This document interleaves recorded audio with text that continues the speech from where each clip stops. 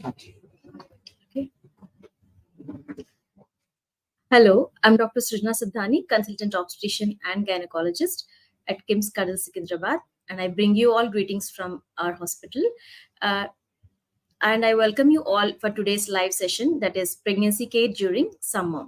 So, as we know that the summers are quickly approaching and the temperature soaring high day by day, pregnant women need special care and precautions during this time, because they are the vulnerable group, like the children and the elderly people, who need special care and attention to have a active and healthy pregnancy outcome even during this time.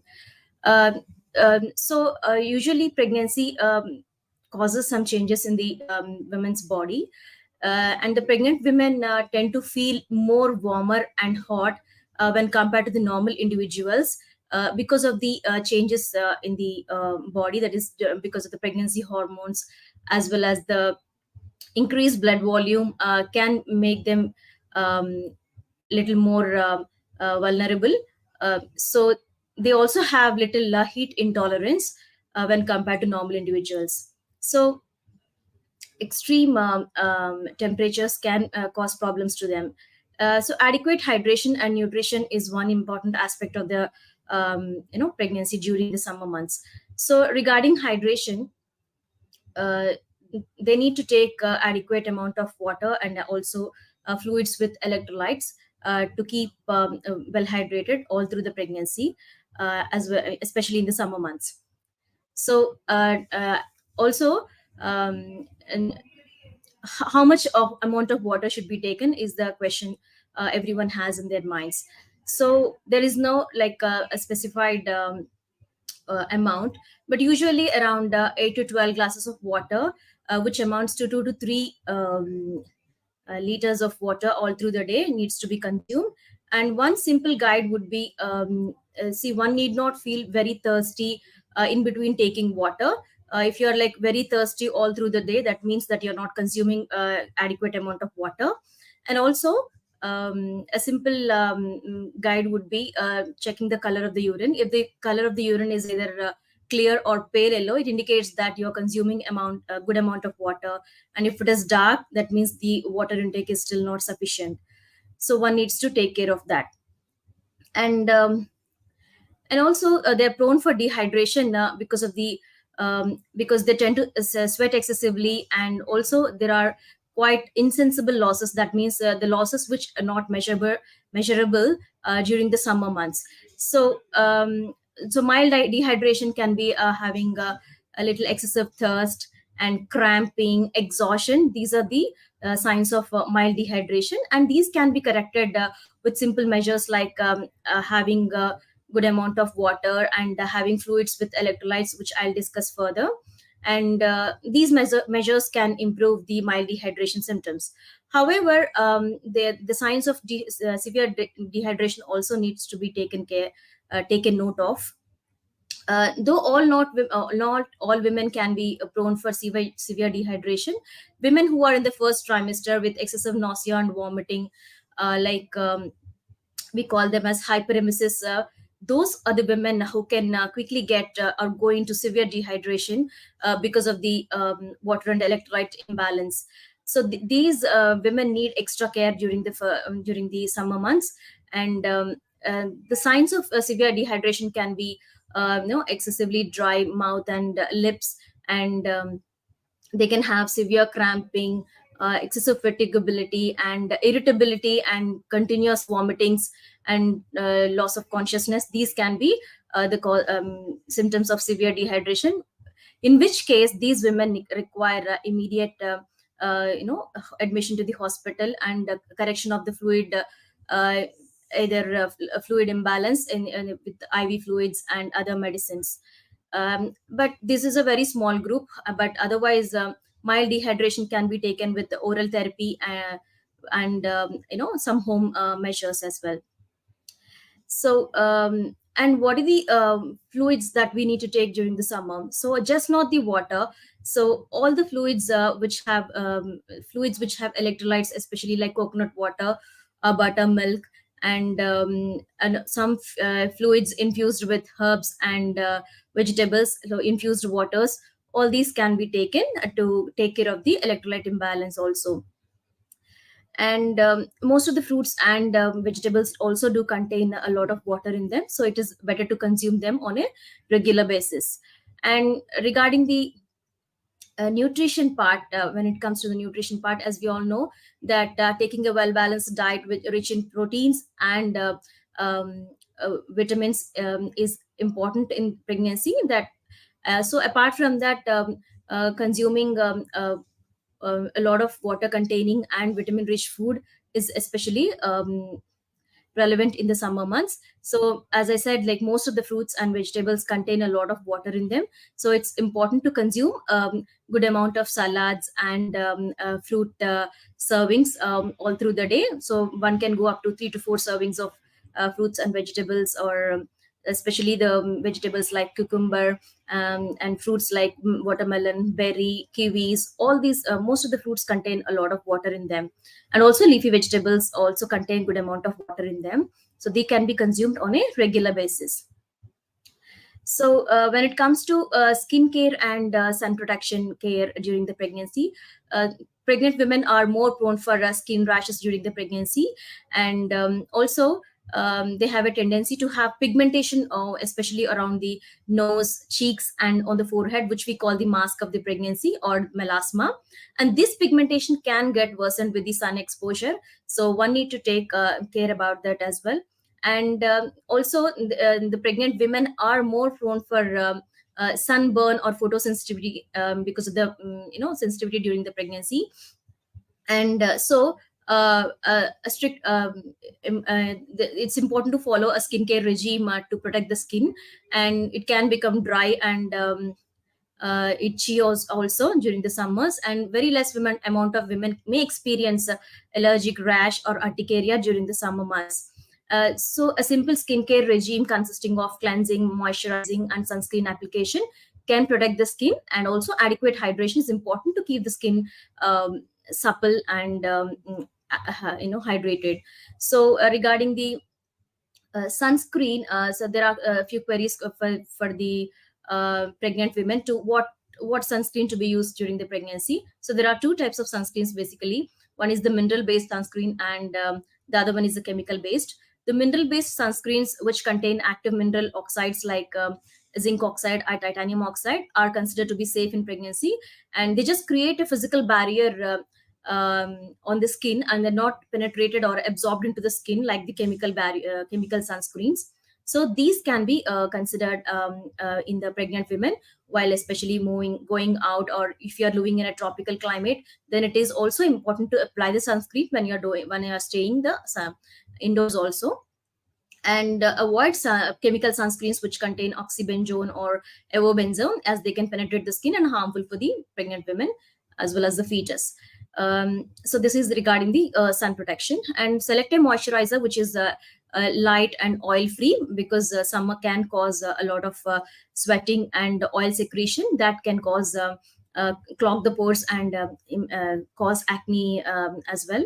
So it is important to consider. Moisturizing is also important during the summer months. So this is regarding the skincare during the pregnancy, and the sunscreen usage as we have discussed. So when it comes to exercise and rest during the pregnancy, especially in the summer months, yeah, so it's important the pregnant women do not venture out in the hot time of the day, especially during the 10 a.m. and 4 p.m. It is important to stay indoors. If at all they go outdoors, they have to uh, uh, wear a sunscreen, as well as take extra protection with the sunglasses or in a wide hat or an umbrella is also important. So again, coming to the exercise regime, it's important that they do not exercise during the hotter part of the day. That is, they can exercise in the either in the early mornings or in the late evenings, where the possibility of sweating and exhaustion is little less. And select a milder form of exercise like walking or just low impact aerobics. One can also go to swimming if they have a good access to the good pools. And So these are the exercises that can be done. One can also try prenatal yoga, but a milder form of exercise would be better, because excessive sweating and mm, this is not good for in pregnancy during the summer months.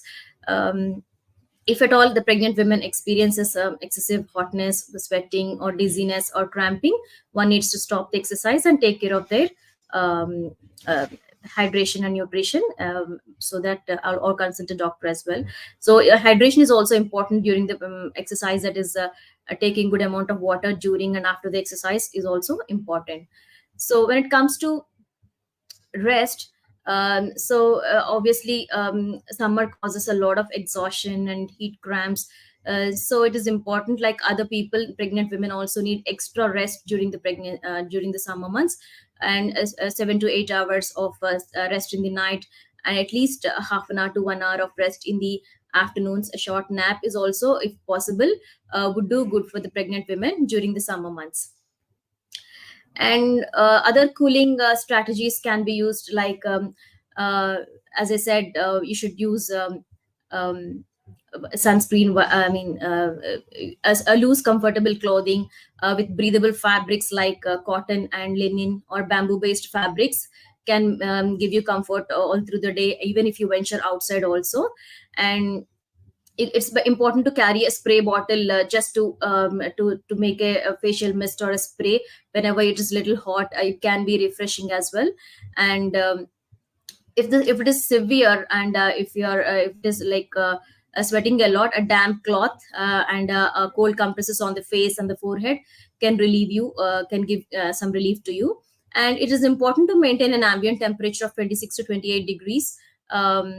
It is also ambient temperature for the newborn, for those who have delivered recently, and so that can be maintained. Those who cannot use an air cooler or a AC can shut the doors, during the midday, and stay away from the sun. And also, because the effects of radiation from these windows and doors also can make you dehydrated, so one needs to take that precaution as well. So so the important thing would be staying indoors as much as possible, and only venture out when the temperatures are ambient. And a note for the pregnant, so the delivery, who post delivery patients also, and those who are breastfeeding also. So in them also, maintaining an ambient temperature and also hydration to keep up the breast milk supply is really important. And for also the newborn, the ambient temperature 26 to 28 degrees for both the mother and the child is also important. So these are the strategies and precautions you can use during the summer months to have a active and healthy pregnancy journey, during the summer months. So if you have any queries, we will take about this. Mm, so we have some questions, we'll go through them.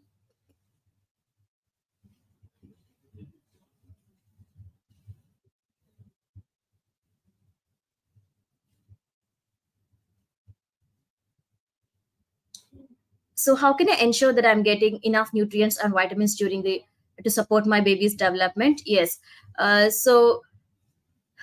Taking a well balanced diet, with which includes a lot of protein and vitamin rich diet.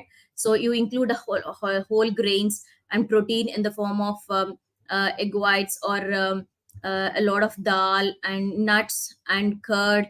These are the good sources of protein for, and for those who can consume non-vegetarians, they can be like lean meat or fish can be a good form that can be consumed at least 2 to 3 times a week. And of course, adequate hydration, and taking the supplements that are prescribed by the doctor, like iron and calcium, because women tend to get anemic, and during this course of the pregnancy. And adequate weight gain and regular checkups ensure that the baby is growing well in your womb. So, regarding managing pregnancy related nausea and vomiting, yes, this can be a little worse in the summer months. So, again, taking a small, frequent meals and avoiding excessively fried and spicy food would keep the nausea and vomiting at bay, and this would help the pregnant women.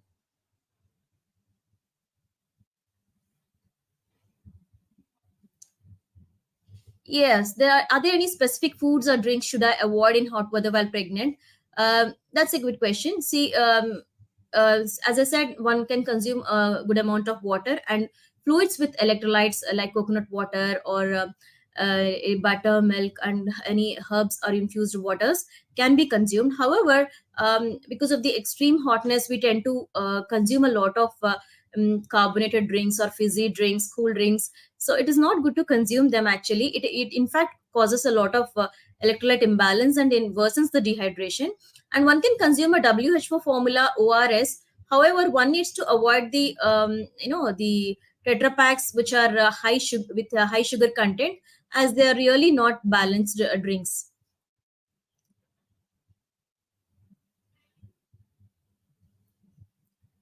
So yes, those fizzy drinks and highly sugar content drinks should be avoided during the summer months as well. Occasional indulgence is fine, but regular basis do not consume them. I hope this answers a lot of questions for the pregnant women to how to take care about themselves during the summer months. Hope this session helps you. Thank you so much for your patient listening.